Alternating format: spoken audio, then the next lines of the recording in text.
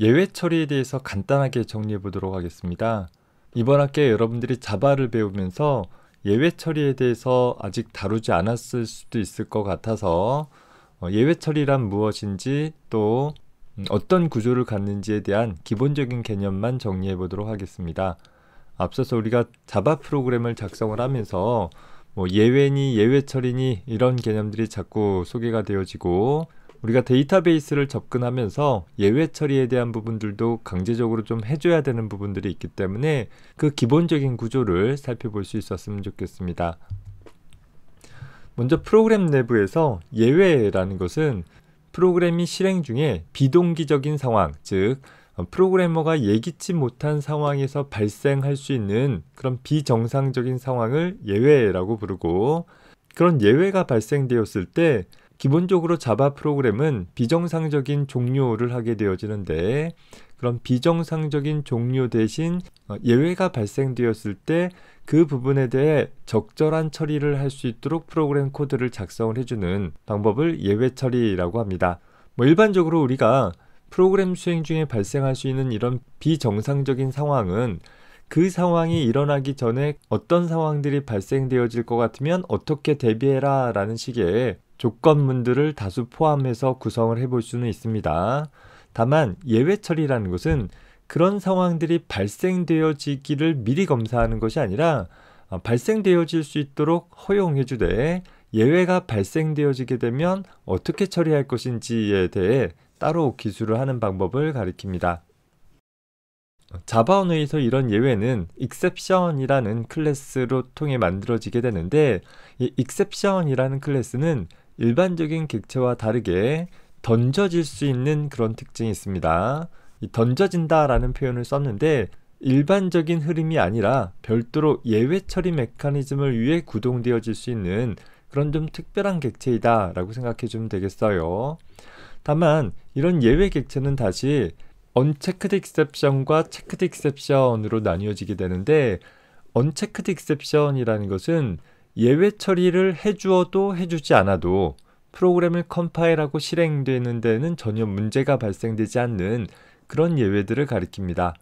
대표적으로 참조 변수를 선언을 하되 참조 변수의 객체를 할당하지 않고 사용을 하게 되어지면 널 포인트 익셉션 같은 예외가 발생되어져서 프로그램이 비정상적으로 종료되는 경험들을 많이 해봤을 거예요. 그런 널 포인트 익셉션 같은 것들이 대표적인 언체크드 익셉션에 해당하게 되어집니다.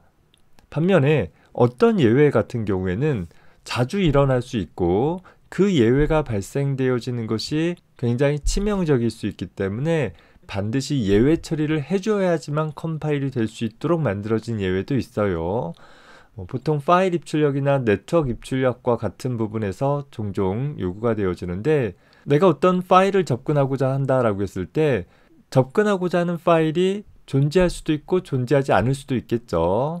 다만 하나의 프로그램이 수행되어지는 시점에서 내가 접근하고자 하는 파일이 존재하지 않을 가능성들이 굉장히 많고, 그런 경우에 예외를 발생하고 프로그램이 비정상적으로 종료해버리게 된다라고 하면 프로그램 자체에서 좀 유연한 처리가 되지 못할 것입니다. 더불어 이런 상황은 아무리 프로그래머가 프로그램을 엄격하게 작성한다 하더라도 미리 방지할 수도 없는 그런 상황일 것입니다.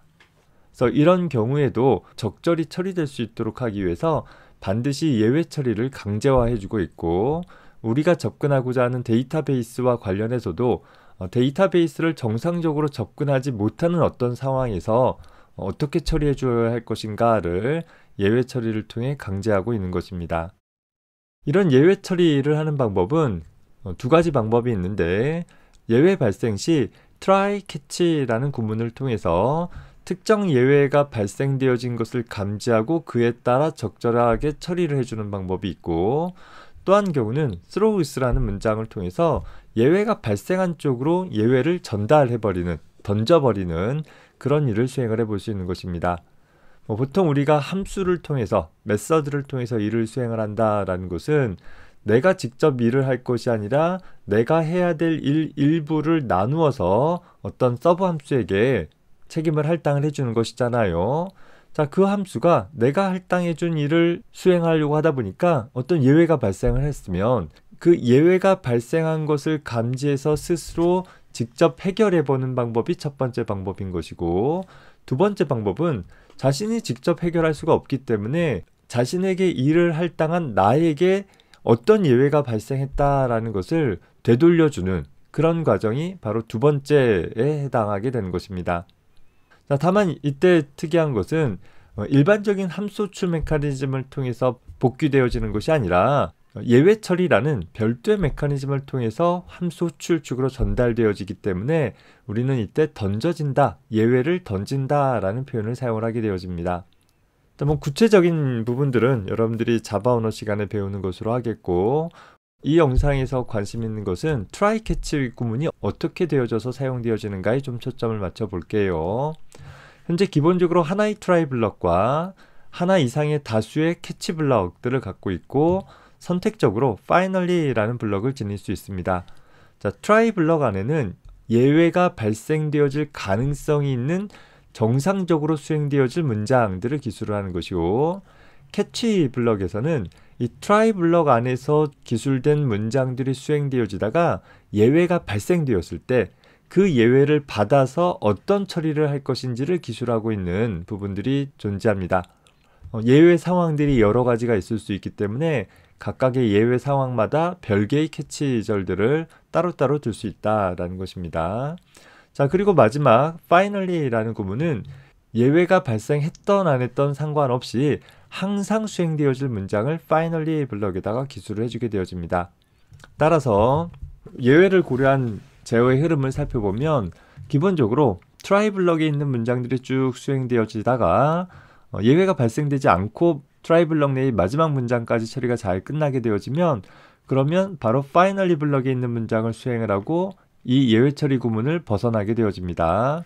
자, 그런데 try 블럭에 있는 문장들을 수행을 하다가 예외가 발생을 했다라고 하면 이제는 그 예외를 처리할 수 있는 적절한 캐치절로 예외 객체가 전달이 되어지고, 해당하는 캐치절에 있는 문장들이 수행되어진 다음에 다시 복귀하는 것이 아니라 캐치절을 다 수행하고 나면 finally 블럭에 있는 문장을 수행을 하고 이 블럭을 벗어나게 되어집니다. 따라서 try 블럭에 예외가 발생한 다음에 있는 문장들은 실행이 안 되어질 수 있는 것이죠. 물론 이 앞선 문장에서 예외가 발생했다라는 것이기 때문에 뒤에 문장은 적절히 처리할 수 없는 경우들이 대부분일 것이고, 그 뒤에 있는 문장들을 자동으로 빠져나가도록 할 수 있는 효과를 얻게 되는 것입니다. 물론 finally 블럭을 따로 두지 않고 그저 이 아래쪽에다가 try catch절 다음에다가 어떤 문장을 수행해 주면 예외가 발생하지 않았을 때에도 예외가 발생했을 때에도 다 처리가 되어지는 것처럼 보여질 수는 있어요. 다만 catch절이나 try절에서 함수 출축으로 복귀하라 라는 return이라는 처리가 포함되어 있다라고 한다면 그 return 처리가 일어나기 전에 무조건 finally 블럭이 먼저 처리가 되어지고 복귀 처리가 되어진다라는 거예요. 반면에 이 바깥쪽에다 두게 되면 이 try나 catch 블럭 안에서 return 구문을 만나게 되면 이 바깥쪽에 있는 구문은 처리가 되어지지 않을 수 있겠죠. 결과적으로 finally 블럭 안에서 기술한 내용은 이 안에서 기술한 문장들이 수행이 끝나고 나면 언제든지 항상 처리될 수 있도록 강제하는 효과를 가질 수 있다라는 것입니다. 자, 이런 예외 처리가 try니 catch니 하는 이런 좀 복잡해 보이는 구조를 갖다 보니까 아니 왜 이런 예외 처리를 해야 되는가 라고 의아해할 수 있어요. 다만 이런 구조를 가만히 보면 try 블럭은 정상 상황에서의 실행들을 나타내주고 있고, 각각의 캐치절들에서는 각각의 예외 상황에서 무슨 일을 할 것인지를 나누어서 기술을 하고 있다 보니까 하나의 코드상에서 정상 상태와 예외 상태를 또 다양한 예외 상태에 따른 어떤 처리 과정들을 명료하게 구분해서 표현해 줄 수 있다라는 것이 첫 번째 장점이고, 두 번째 장점은 예외가 발생된 이후에 무엇을 해야 될지에 대해서 정상 상태가 아닌 상황에 무슨 일을 해야 될지에 대해서 신경 쓰지 않고 그저 예외 상황에 대한 처리로 단순하게 프로그램을 마무리해 나갈 수 있다라는 것이 장점이 될 것입니다. 구체적인 부분들은 자바 프로그래밍 시간에 다뤄보도록 하기 바랍니다.